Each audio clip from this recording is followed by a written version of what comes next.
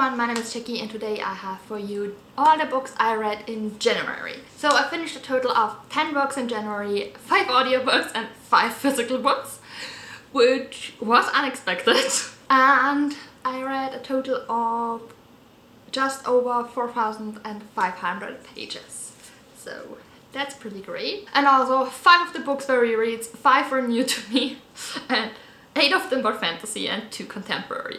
So that are my stats for January. It was also the first month where I played TB archery, and I started all the books, didn't finish all the books, but it's just one more and I'm still going to read it. So yeah, let's dive right into it. So the first book I finished was the audiobook of Red, White and Royal Blue by Casey McQuiston. This is one of my all-time favorite books. It's about Alex and Henry. Alex is the son of the President of America and Henry is a Prince of England. And they two hate each other. But due to an accident during Henry's brother's wedding, they have to play at being friends. And they start to like each other and it's so cute and amazing, and yeah, I adore this book so much. There's also a bit of politics in there because it's an election year in the US in this book, so that plays a role too, and it's just amazing. I adore Alex and Henry, they're so cute together. And I adore their friends. Their whole group is just absolutely amazing. As always, I gave this 5 stars. So I won't completely do it in order of the books I read because it's just easier to talk about this series all at once. Because I listened to the audiobooks for Shadow and Bone, Siege and Storm and Ruin and Rising, all by Leigh Bardugo. This is the Shadow and Bone or Grisha trilogy. The first one is about Elena, who one day realizes that she has Grisha powers. She is a so-called sun summoner. She can summon light and she's the only one of her kind. Just as the Darkling, who can summon darkness and shadows, is the only one of his kind. The Darkling is the leader of the Grisha army and he takes Elena with him to train her. But she discovers a dark secret that could destroy her country.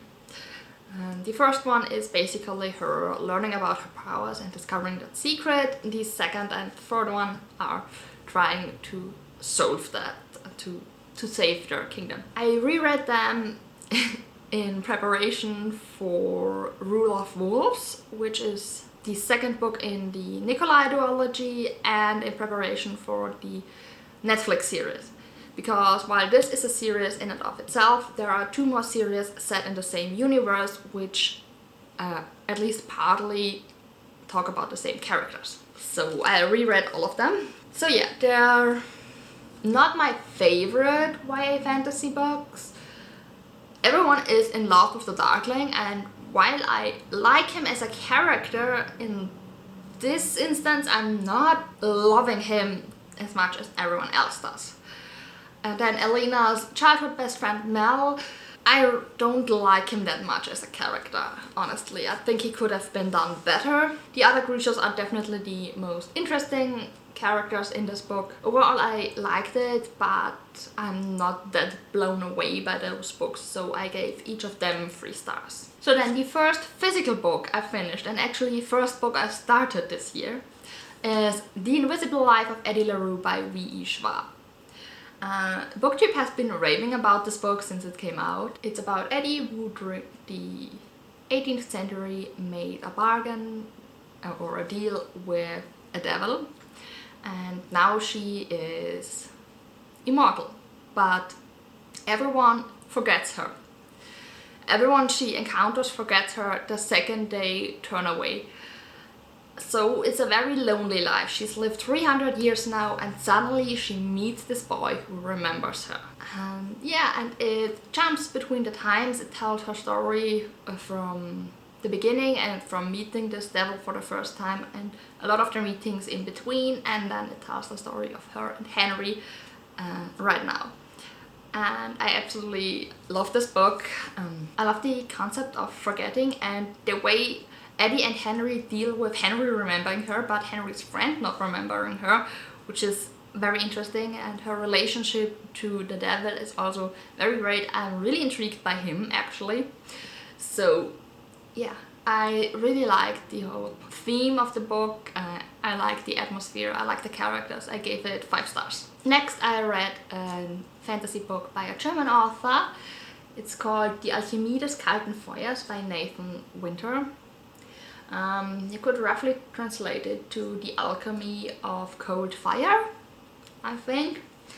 But this is not a book that you can get in English, sadly. I wanted to read it because what I heard about it was it's basically science against magic. So we have Prince Oslic, who is a genius and he loves science. And his family gets killed by magicians. So he tries to fight them with his science. It's not what I got in this book, sadly.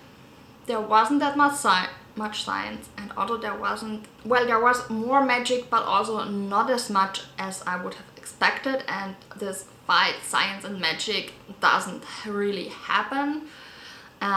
Prince Oslic, who's supposed to be a genius, is a lot of the time actually pretty dumb, I'm sorry. So yeah, not that great.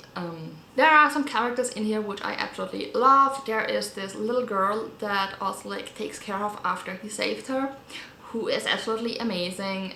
There's this knight who has sworn to protect him, who's very interesting. He gets some chapters in here where he kind of writes diaries, where he writes down what happened from his point of view, which is really interesting. And then there's the woman Oslic was in love with, who tried to assassinate him. Yes, and she comes back to protect him. All very, very weird. But she's interesting too. But overall, it just took me so long to get through this book. It was just always interesting enough to keep going. But in the end, I gave it 3 stars because I enjoyed it, but it's a lower 3 stars. Then I finished a new favorite of mine, Cemetery Boys by Aidan Thomas. This book is so amazing. This is about Yadriel and Julian. I hope I'm pronouncing them right. I'm doing my best here. So, and Yadriel is a trans boy, and Yadriel and his family have to help the dead go into the afterlife. And Yadriel wants to prove himself a brujo because women and men have 2 different jobs in their world. And while he would have been allowed to be a bruja, no one wants to allow him to be a brujo.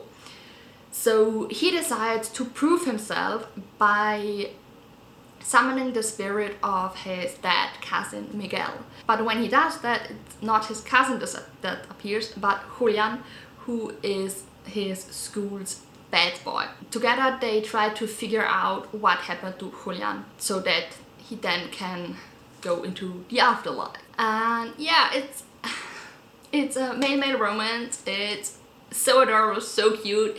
I was so scared of the ending the whole book long. I can't tell you, it's so heartbreaking. So yeah, but I absolutely adore the 2 of them. They work great together, and Yadriel's cousin Maritza is just the best, helping him all the time. What I have to say is that there's one moment in the book, I think around the middle of the book, and from that moment on, you just know who's the bad guy and what he did. And that's a bit obvious. And then the solution to that situation happens so quickly, and that was a bit weird. Because normally you get a bit more, but it wasn't the main focus of the stories, so it works for the story it wants to be, but I'm just so used to all these action-packed stories that the fact that it was so quickly resolved wasn't what I was expecting, so yeah. Nonetheless, I absolutely adored it and I gave it 5 stars. The next book I read is This Time Will Be Different by Nisa Sugiura. And this is about CJ, who loves to help her aunt out in the flower shop, But then her mother decides to sell the flower shop because it doesn't bring any money. And she wants to sell them to a family who profited of their family's misery in a time when Japanese Americans were sent to internment camps. So of course CJ is not happy with that and starts to fight to keep the flower shop, but also to make things right, or it's basically very heavy on social justice. And yeah, I really enjoyed it. CJ is not perfect, and that's something that she has to learn during the book, but her friends aren't either, so they all make mistakes and they hurt each other.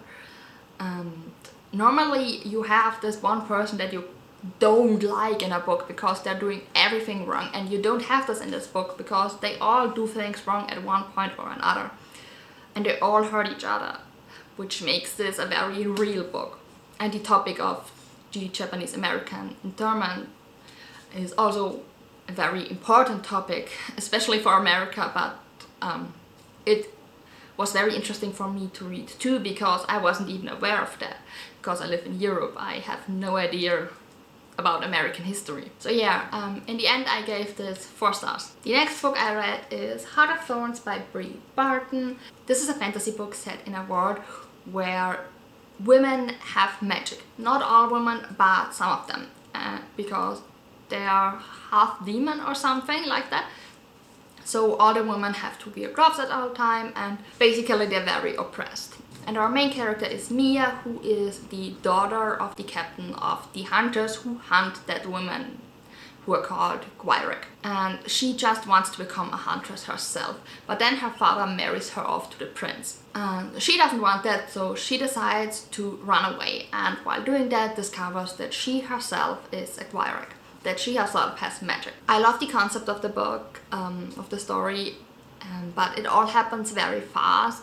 Relationship change way too fast in there. It also doesn't always make sense for me what the people do. So Mia's reaction to the other people she meets, I can't really understand a lot of the time. So yeah, but still I enjoyed it a lot, and I definitely want to keep reading the series, so I gave it 4 stars. And the last book I finished was another audiobook, and that was A Court of Thorns and Roses by Sarah J. Maas. This is another reread, this time in preparation for A Court of Silver Flames, which will be released in just a couple of weeks, not even when you see this, it's just over a week I think when you see this. So I'm really excited. So if you don't know already, Court of Thorns and Roses is a Beauty and the Beast retelling, and it's about Feyre, who one day in the woods kills a wolf. And after coming home, a beast appears and tells her she has killed a fairy, and to pay for that, she has to come to Prithian, to the fairy world with him. And then she lives with him there, and yeah, you all know how Beauty and the Beast works. So yeah, this is one of my favorite series of all time. I love the first book, definitely. Rereading them, of course, gives me a new perspective and also makes me see some of the flaws, like the pacing or the time jumps. I mean, I get that it's not that quick that they fall in love, that there is time in between, but with the time jumps, it just seems like such a short amount of time that it doesn't always make sense for me. Also, the relationship from where it starts to where it ends, it's just, I feel like you don't get enough moments in between, because she hates him and then she finds him attractive and wants to sleep with him or something along the lines, so it jumps way too much. Then the sisters that are very similar to the evil stepsisters in most Cinderella retellings, in this book are just annoying, but I get that. It works for the story. So yeah, the pacing is mainly a point I don't understand, and their relationships and how they change. Her reaction to some of the things he does don't quite work, I think. So yeah, still it's one of my favorite series. This is one of the few series where the second book is the best book in the series.